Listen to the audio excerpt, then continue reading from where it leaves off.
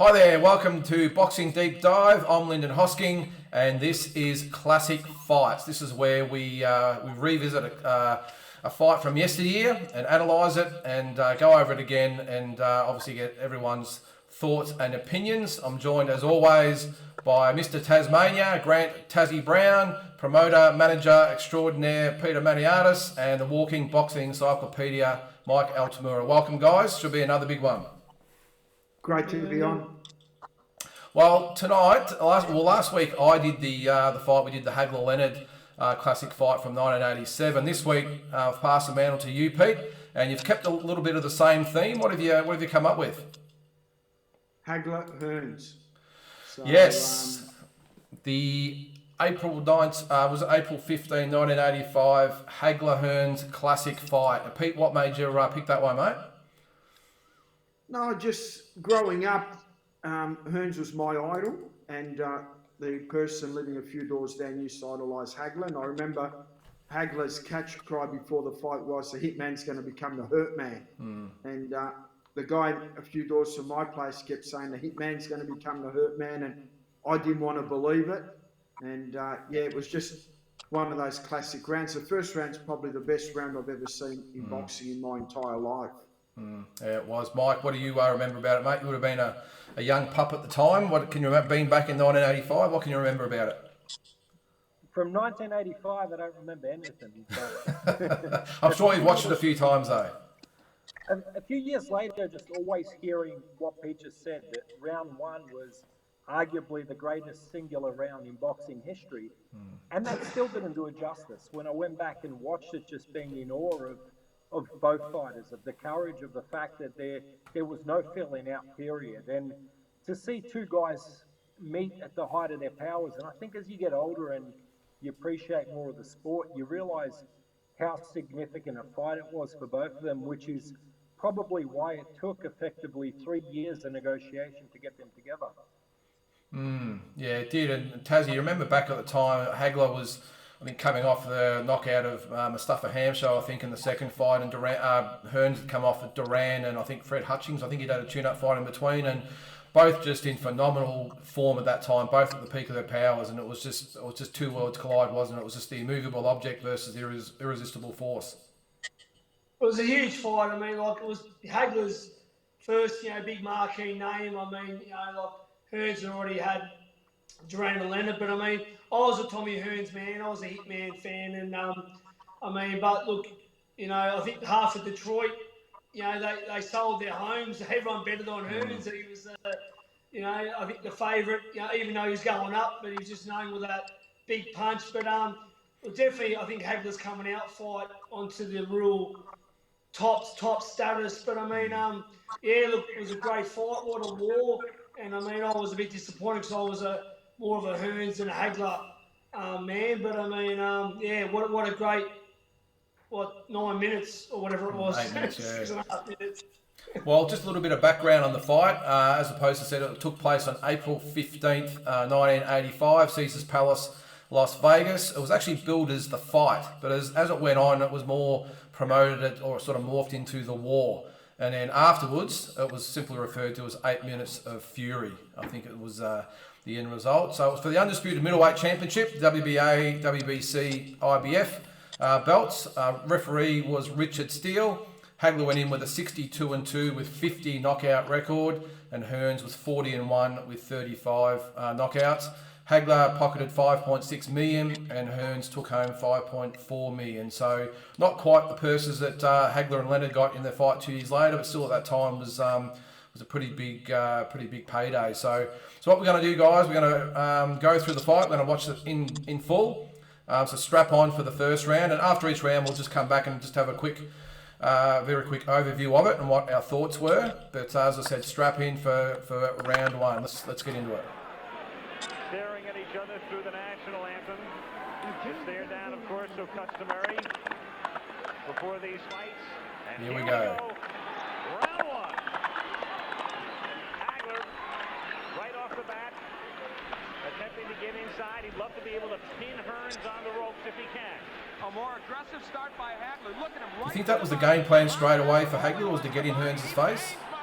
Oh, Hearns 100%. Definitely proud of him. Oh, Yeah. Trying not to feel that full right hand. yeah. Smothering. Is it right, Mike, that I think he broke his right hand right then and there? Hearns did about 30 seconds into round one with the overhand right hand. Yeah. Marvin going for the body. Wild I do think even you see here, Hagler trying to get inside because he knows he doesn't want to be right in the hands of Hearns' range. Pete, what do you reckon the game plan here was from Hearns? I mean, the fact that he's trading with Hagler, do you reckon in hindsight it was a bad move? Oh, it was a shockingly bad move because Hearns had that reach and he could box and move as well. I mean, he could at least waited 5-6 rounds before he started testing himself at this. I suppose though the emotion does, round. the adrenaline does weird things, doesn't it? Yeah, I mean, the first 5 seconds where Hagler came out and kind of slapped the hook across his face, was kind of saying, let's fight, boy, and Hearns was never one to back down, especially with the power he had. You back him in all the time, but the thing in this fight that I noticed, Hearns' legs started to go in the second round. It was like a giraffe just on skates. He just didn't have legs. Have you guys heard Emmanuel Stewart's comment about The massage? the massage and the injuries before, which Emmanuel said was definitely not normal? Yeah. He had a bit with his entourage. Well, if you've ever had a massage, the last thing you want to do is fight or train, let alone fight. So but having said that, you look at Hagler though, he's just giving him absolutely no room to move. He's just a man not on a saying mission. that matters. That's a bit of an excuse, obviously. I mean, but I mean, yeah, it's what Emmanuel said, obviously. But And he was cut already there. I believe that, look, Hearns had to hurt Hagler, and he couldn't. Hagler took his best and kept coming. So from then on, the fight was pretty much over. So 30 He knocked seconds out to go. Durant. I think it's been too Look at how overconfident little knocking out Hagler Durant and that. is to get in hand. Sorry, Mike, go ahead, mate. I'm just saying, you look at how little Hagler is expending to get in range. He's the calmer of the two fighters, isn't he? Yeah. He's not having to expend as much energy. No. Yeah, Hearns is the one who's putting all that pressure on him, and Hearns is the one that's doing all the work, really. What a round. All right, guys. I remember reading something too. Richard Steele actually said that after the first round, he was exhausted.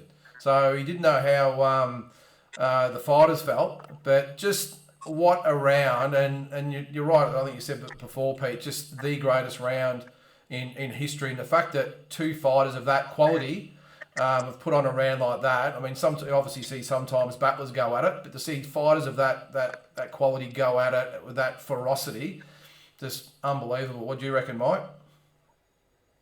Yeah, I think especially two guys at the height of their powers in their prime. Like we get accustomed to it in boxing where two guys collide and there's all this anticipation, and 3 rounds into the fight, you're sitting there twiddling your thumbs, wondering when it's going to warm up. Whereas this legitimately warmed up from the stare down. Richard Steele also said that he'd never seen such ferocity and focus in two fighters in any particular fight he officiated, like there was for Hagler Hearns. And you can see it in the way that they both come out winging.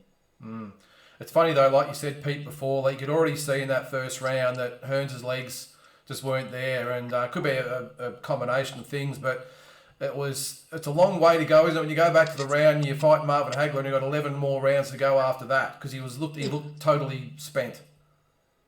Yeah. Look, I wonder if I had fought again, what the outcome would have been, and what Hearns learnt from the first fight. That's the thing, because skills-wise, Hearns, I felt, had a better set. He was a touch faster, but I mean, Hagler was just a Mack truck. He wouldn't take a backward step, and to take that type of fight with Hagler, where you're going to try and outman him in that punch-for-punch situation, it was playing Russian roulette, wasn't it? Yeah, and Tassie, Hagler is probably the last person in the world you want to stand there and try and go to toe with, because Hagler wasn't a big puncher, but just tough as nails. I very rarely saw him get hurt in any of his fights. I think it's a testament to both guys, the greatness of them, that we're talking about these guys so many years on. I mean, I don't know if then we knew how great they were. They both went on after this fight. Tommy bounced back and won more weight divisions, and Hagler went on and won more fights. But I mean, it just shows how great both them guys were. And I guess Hagler probably underrated how great he was, how tough he was. I mean, he was a bad man. I mean, to take Tommy's best, you got to have it. I mean, look how tough Roberto was, even though Roberto's a smaller guy. Hagler, just a badass guy, and it just shows how great these two are. Yeah. I mean, the Fabulous Four in general, how great were that era. I get emotional talking about the four of them. I do.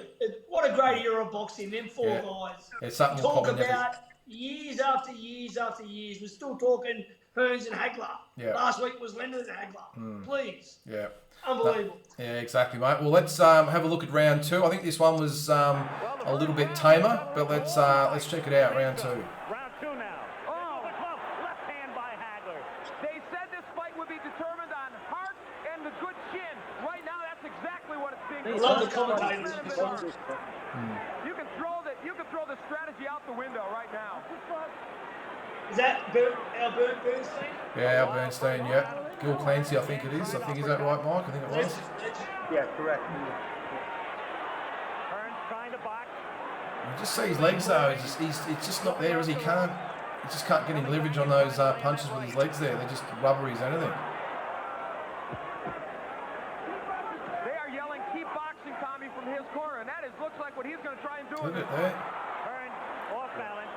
His foot was stepped on. As I said though, Mike, at this stage, after that first round, probably a bit late to change the strategy because pretty much your legs are gone and endurance has probably been whittled down and you're probably just in survival mode from here, really. Another right hand. One thing's about Tommy's underrated.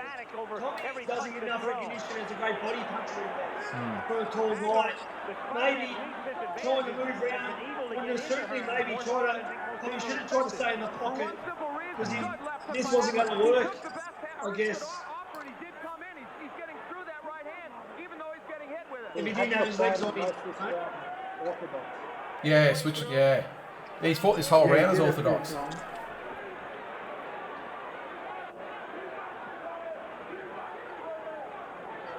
Definitely a lot tamer than the first round, Pete. Yeah. Not as effective as the righty as I thought, but now it's a southpaw. The jab lands well. That right jab. Hagler coming in with a left. head on the chest. Punch your way out. A key element now is Hagler is working when he's Hagler would just do the basics so well. Yeah. He wasn't a guy that had massive X factor, just was so tough and did the basics so well. Yeah, it's funny, wasn't he? He wasn't, the hardest puncher or anything like that. He just did everything well. And he just had that iron jaw and that will to win. Great conditioning. He was always well prepared. Yeah. Great conditioning. Because he wasn't a big man, was he? Trying to get inside again. The cut opens up. Just all muscle like. Forehead. And the blood Keep begins in to mind flow. too though, era of same day weigh-ins. If he was right now, he'd probably be closer to a boxer. Yeah. Yeah. Jab to the right or left, and another right. He has Hearns in trouble on the ropes. Tommy trying to punch his way off the ropes. It's like you said, Peter, it was Russian roulette. Hagler throws low blows. That was the, not the right game plan by Hearns. Another low blow. And now we can't move. Yeah, Hearns had options leading up to the fight, how he can take the fight. Hagler just sucked him into his own fight. Yeah, well, that's round two. So you'd think that probably a better round from Hearns, to be honest. It's probably the round you should have fought in the first round by just trying to keep a little bit distance and get his range. But all he did was really just let Hagler get his range. And really, when he was pretty much spent after that first round, it's really not much to go. And you know, the guys have fought. You sort of know when you've got to dig deep and there's not much left and there's a long way to go. It's not a good feeling, is it, Tassie? It's sure not, mate. I mean, I remember some of my fights. I mean, some nights I would get in the ring and you bounce and your legs a bit while you're being introduced. And my legs weren't there as well. Some nights I'm thinking, why are my legs... I felt good in the change rooms, now I feel shit. Yeah. But some nights I feel amazing. You just never know. Sometimes your legs, you just don't have your legs. Yeah. Well, that was around to sort of get back on track, I suppose. And I think everyone might have thought it might calm down a little bit, but we get into round 3, and obviously the end is near. So let's see the final round, which is round 3. Hagler turning it into a street fight. Well, he turns righty. He wants it to be a street fight. Listen, Marvin Hagler has been rough inside. He's thrown some low blows. He has thrown some elbows. But you know what? Now the right is getting there, but it's not hurting Hagler. We've got our answer, I think, to some extent. Tommy has been hard-pressed to hurt him with that right. Stunned him Just look early. how hard Tommy's needing to work to hang it there. Yeah. Has him cut. Yeah. Like here, he's fighting the right fight. The problem is, it's too late. His legs are gone, and he's punched himself out. He has good boxing skills. He did this against Sugar Ray. Can Hagler get But it's through it? panic movement as well. It's not fluid Some people movement. thought, Yeah. Survival mode at the moment. some thought that if Hearns stayed outside and stayed on his bicycle, it would become a dull fight with Marvin chasing him. But Marvin has been able to corner him, and when Marvin gets in the corner, he is roughhousing him well.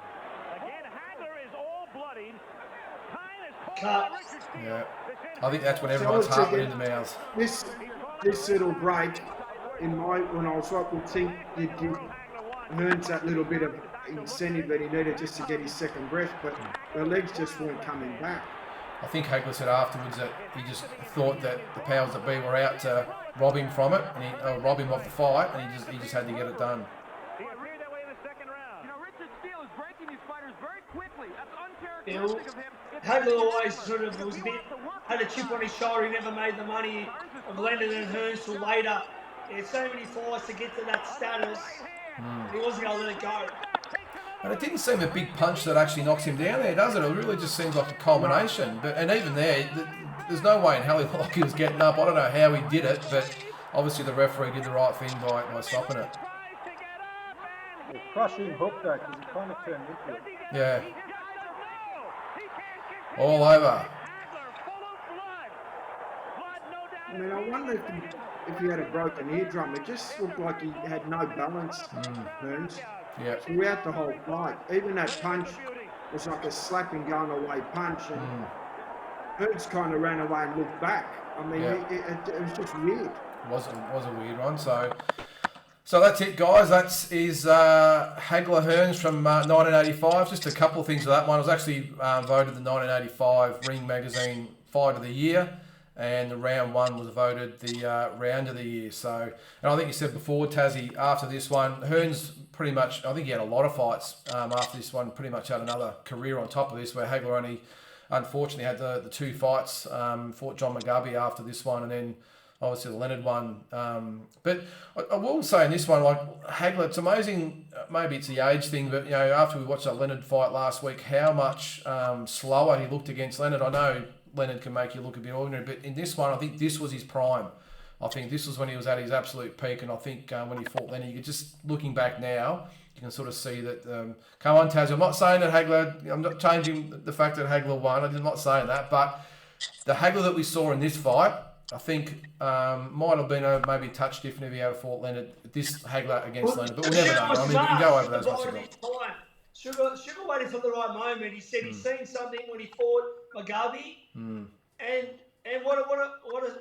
what a smart guy. He went with his heart. I mean, does Leonard keep this Hagler off him? Probably not. But it's all about timing in boxing, as we know, boys, gentlemen. That's it. Same as Floyd and Manny, I think.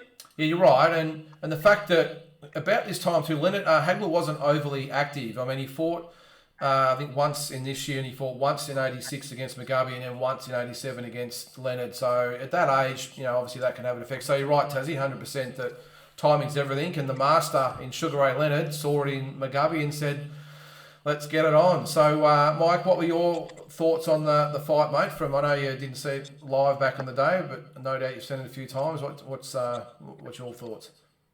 Well, just a few different notes. So the fight was on a Monday night. Was it? Is which that right? became the formula for the 1980s. Do you know what the chief support was? No. It was Cubanito Perez versus Pat Jefferson. You still will be wondering what the chief support was. That shows you how significant a fight Hagler-Hearns was, that they didn't need anything else to carry the broadcast. That they went with that, and they went with 2 Olympians, Ricky Womack and Willie DeWitt on the undercard. That was essentially your 4 closed-circuit fights.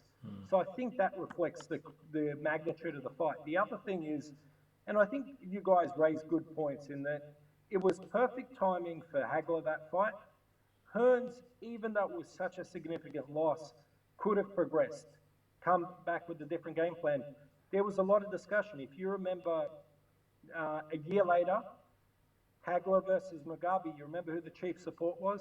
Thomas Hearns versus James Schuller. James Schuller, yeah. And all the talk going into that fight was going to be that Hagler would be rematching Hearns. That's when, 2021 expression, Sugar Ray Leonard slipped in the DMs and made a sweeter offer than what was being presented for Hearns. Otherwise, Hearns probably would have had his rematch. Yeah. And what happened, obviously, so then I think Leonard and Hearns fought in 89, didn't they? So I think Leonard come back in 88 to beat Lalonde and then fought Leonard Hearns in 89, I think it was, wasn't it? Correct. Yeah, that's correct. Yeah. But but you're right though, and I think back then you're right, Mike. You could probably get away with having these massive fights, and the undercard no one really cared about. And I think the only example of that these days I can probably think of is Pacquiao and Mayweather. When I can't remember even who was really on that card. A couple of fights, but there was no really significant fights, and you didn't need a stacked card back then to sell pay-per-views because that's how big those fighters were back then, Pete. Yeah, it was interesting though that they never had a rematch, because a fight like that in today, it would have been great to see him fight over 2 or 3 times just to see how the results and what would have happened. But it just looked to me that Hagler had his number on that night. It just didn't matter what Hearns was going to do. Hagler had his number, and look, Hagler in a funny way back then reminded me of Jeff Fennick. I know he's a southpaw, but just the way. Fennick used to say it's war. Hagler used to say it's war. Their attitude, they were no nonsense. They wouldn't take a backward step. They always seemed physically stronger than their opponents. They were always in control, always pushing forward. And it's funny how Hagler at the end, he lost to Leonard, and that was it. It was the end of his career. There was going to be no rematch. There was going to be no... Because he could have rematched and made tons load of money that he missed out on early in his career, but he didn't do that.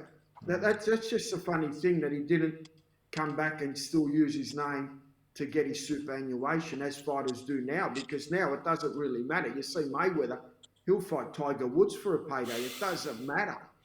As long as you get the payday, I'll do it. And that's their attitude. I'm an entertainer, where someone like Hagler, he took it seriously. He beat me. I felt I really won the fight. That's it. I'm done with boxing. I've got enough money to be comfortable with. It wasn't as if I won 100 cars, 15 mansions, 25 nightclubs. I need to keep doing it to keep the cash flow going. These guys were just boxing, serious guys. And that's the thing I respected most about them. To fight Hagler, you had to earn the right. It just wasn't, you're going to fight me because you're going to get a payday and I'm going to get a payday. No, you have to earn the right to fight me. And Tassie, back then too, fighters were fighters. Leonard, Hagler. Well, so I'll take probably Leonard to the side of this because he was probably the modern, or the version back then of what Mayweather is, was in the modern age, where it's all just a business. Well, Leonard, early days, but later on it was, like you said before, picked his chance, picked the fight, the right time. Yeah. That's what Mayweather did. But I agree, but not to Floyd's extreme where he's doing. Not to those extremes. No. Leonard was a badass. Leonard was a fighter. He was a pretty man. But he was a businessman as well. Badass guy. Pete, the point Pete made is right. They were true fighters. Hagler, I feel this night, when he fought Hearns, you weren't beating him with a baseball bat. You weren't beating Hagler this night. No one was. As like we said, great era of real fighters. We've still got great fighters today, but there's nothing like this era. We're blessed, truly blessed, with this era of Duran, Hagler, Leonard, and Hearns. Yeah, you're right, mate. Good choice. You're right, and just like what I probably was getting at with the Leonard thing is that it was probably at the time the closest. No, I'm not saying fighting YouTubers and all that bullshit that. No, I know what you mean. The more business guy. Business orientated. Yeah. 1,000,000%, 100%. Good people behind him. Where Well, you had guys like Duran and Chavez and all those. They just fought because they were fighters. Hagler, they just fought because that's what they were, you know. And I think Alexis Aguayo, people like that. yeah, they just fought because that's what fighters do, you know. So And like Aaron Pryor, who come to, he crashed Sugar Leonard's press conference, Mr. Leonard, and I just, you know, and Leonard goes, "Wait your turn," like he did. I mean, yeah, Leonard was a businessman. There was a lot of fighters around there, hungry dogs, but I guess it was good that Leonard was a pioneer for the future of boxing, because all fighters should make money and have their money after their career, as we know. You know, there's no superannuation for boxers. There's been so many sad stories of guys ending up on the street, you know. I mean, like Rocky Lottridge. I mean, so at least it wasn't a bad thing that Leonard took that incentive to show people how to do it. yeah, no, he did. So all I can say is though, how lucky was it to be around in that era to see those fights. And Well, Mike was a bit young, so wasn't really around, but it still was a few. I'm sure we can all remember though. I mean, I was only 12 years old when it, but I still remember it. I remember. I think we said it last week with the Leonard Hagler fight that, you know, there was no internet back then, and we didn't get pay-per-views back then, and you're relying on, you know, a bit of news snippets and some stuff on radio. But I still remember it. That I was on the Today Show. They used to have the build up to it. They had the specials on of the morning, and be up at 7 o'clock to tape them and watch them, and all. I remember afterwards, they didn't have highlights of the fight. They had photos. I don't know if you can remember back then, Pete, but they had. Yeah, no, of course. Yeah. And I remember Wild World of Sports on Channel 9. You used to get all the highlights there. So you'd wait. Yeah. I'd wait all day. So you'd have to see the hang gliding. You'd have to see all the crap just to see that boxing. So the whole day, you wait. So so you don't miss any of the snippets that used to come on. And these days, the boxing fans don't know how spoiled they are with what they got. I mean, we were spoiled back then with the quality of fights and the quality of fighters we had, but these days they're spoiled with just having access to watch it on your phone or wherever you are. But look, take the 80s and that any time for me with those guys around, just some unbelievable fights. So we'll leave it at that, guys. That's Hagler Hearns. So next week we're going to handball it over to you, Tassie. Any thoughts at the moment? What we're going to go with? You want me to pick it now? Only if you want to, mate. You can keep it a secret. That's fine. We're going to go with Mark Antonio Barrera, Eric Morales 1. Ooh, the first one. All right, love it. And Mike, you'll be the week after that, but we can't have Harry Greb versus Bob Fitzsimmons or something. All right, it's got to be. We've got to go with someone a bit more modern. Harry Greb versus Gentani. Yeah, just joking, mate. I'm sure you'll come up with something. But thanks, guys. Look forward to next week. And that was Hagler Hearns. See you then.